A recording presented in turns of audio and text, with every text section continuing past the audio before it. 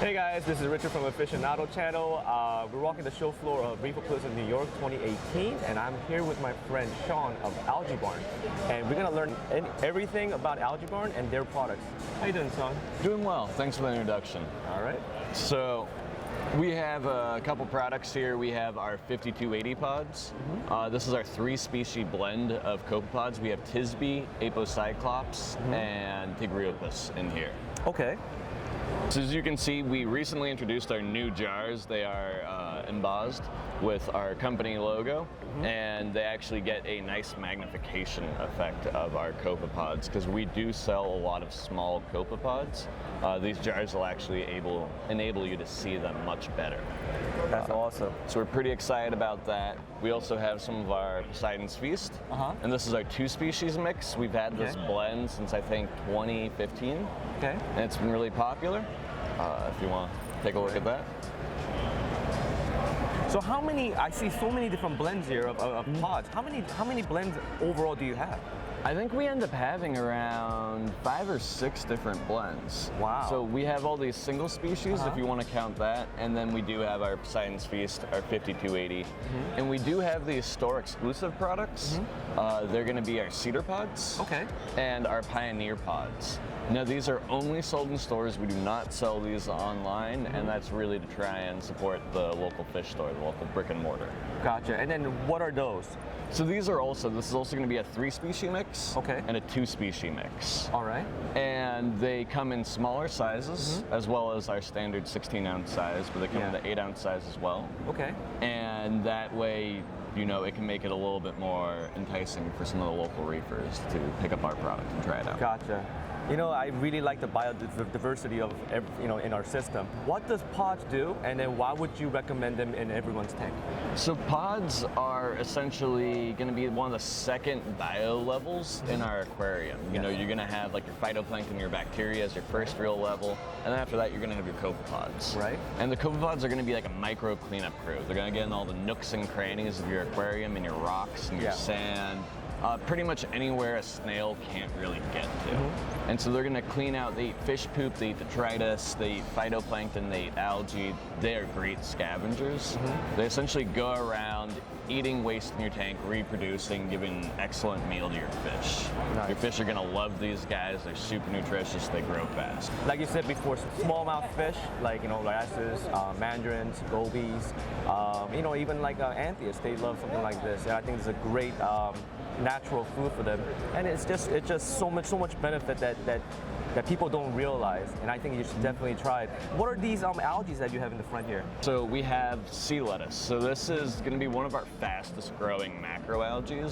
Macroalgae are really good for kind of keeping your aquarium clean in a natural organic way. They'll essentially go through scrubbing your tank of nitrates and phosphates. And then they grow, and some of them, like the sea lettuce and our red ogo here, you can actually feed back to your tank. So if you have like tangs or fox faces or any of those kind of big herbivores, they can go through and pick off some once it grows and feed it back in, and you've kind of have a closed system right there. Like a lot of macroalgae, for example, if you have an excess growth, you may have to dose iron. Is it the same thing with this macroalgae as well? This one doesn't.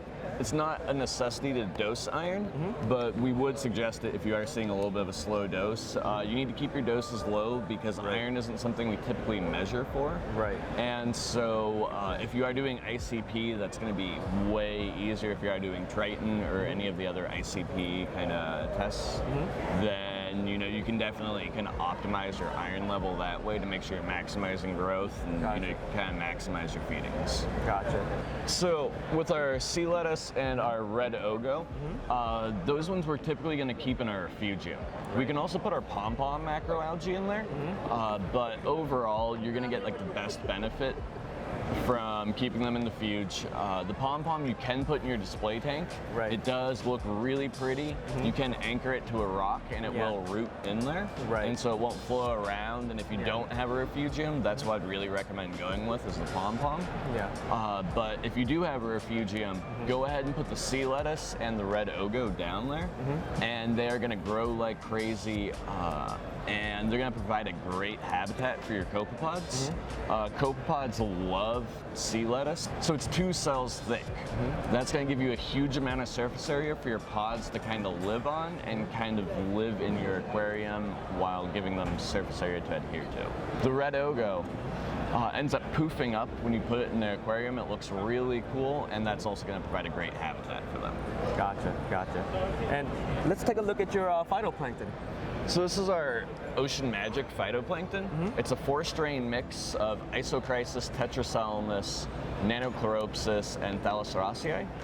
It's a really nutritional mix. We really recommend it if you are dosing any of our pod products. It really helps support the pod life cycle and make sure that they have the critical nutrients they need to reproduce well and fast. What I really like about this, and I like the design of this, was that they had this measuring thing right there. Dosing bottle. Right. So you go like this, and then you could have like like a whatever measurements you need, like 5 ml, 15 ml, 30 ml. It's all there, and I think that's really well thought out. I really like the thought process went behind it, because it just makes so much easier on dosing. How much should we dose in our tank? Is there any kind of like directions or regimens that you would recommend?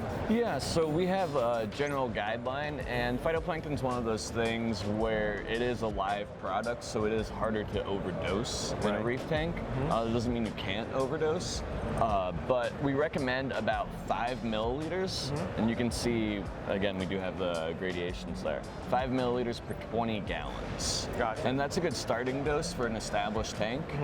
There is some kind of more custom regimens you can go to when you're starting a tank up and you're trying to get a big pod population, and for those you're really going to have to reach out and contact us, and we will give you a customized recommendation. All right, guys, I hope you guys learned something new today about Algaebarn, about their products, about their pods, amazing algae, as well as phytoplankton. Be sure to give them a try and check out their website at Algaebarn and their Facebook and Instagram page. Oh, and be sure to check out their clip. Their clip is phenomenal. I have been using it for all my live videos and etc. It's been working phenomenal for better pictures and pick up that better colors.